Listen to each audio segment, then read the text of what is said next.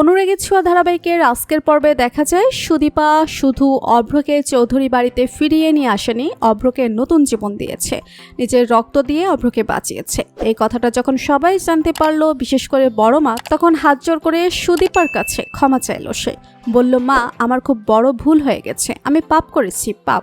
দেখো না, নিজের জীবন্ত ছেলের আমি শ্রাদ্ধ করছিলাম, আমি পাগল হয়ে গিয়েছিলাম মা।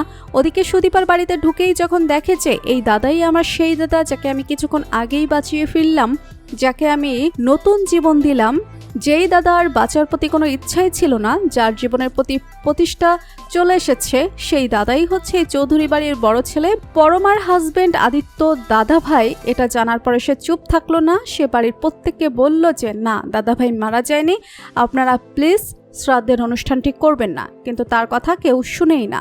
তারপরে আদিত্য সমস্তটা জানতে পারার পরে সে নবীনপুরে যায়। নবীনপুরে গিয়ে দেখে দাদাভাইয়ের প্রচণ্ড অভিমান, দাদাভাই তো বাড়িতেই ফিরতে চায় না। তারপরে এই সমস্তটা বলে খুলে আদিত্য বলে যে সে সুদীপাকে বিয়ে করেছে, সুদীপার সাথেই তার নতুন একটা জীবন শুরু করতে চায়, সেও যেন পরমার সাথে নতুন জীবনটা শুরু করে। দাদাভাইয়ের কাছে ক্ষমা চাই যে দাদাভাই, তোকে সমস্ত কিছু আমার আগেই বলা উচিত ছিল, ক্ষমা করে দে, নিজের জীবনটাকে নতুন করে শুরু কর। আমি সুদীপার মতন একজন মানুষকে পেয়েছি, পরমা খুব ভালো দাদাভাই।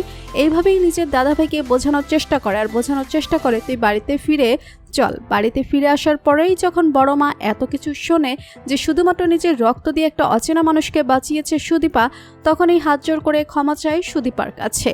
বলে, তুমি এই বাড়ির লক্ষ্মী মা, তোমাকে আমি চিনতে ভুল করেছিলাম, অনেক বাজে বাজে কথা বলেছি, তোমার বংশ নিয়ে বাজে কথা বলেছি, তোমার জাত নেই এ কথাও বলেছি, কিন্তু আজকে তুমি আমার মান রাখলে, আমার মরা ছেলেটাকে তুমি ফিরিয়ে আনলে এই বাড়িতে।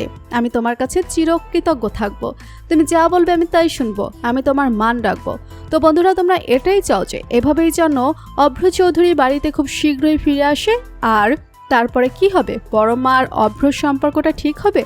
তারা কি পারবে সুখে শান্তিতে একসাথে বসবাস করতে?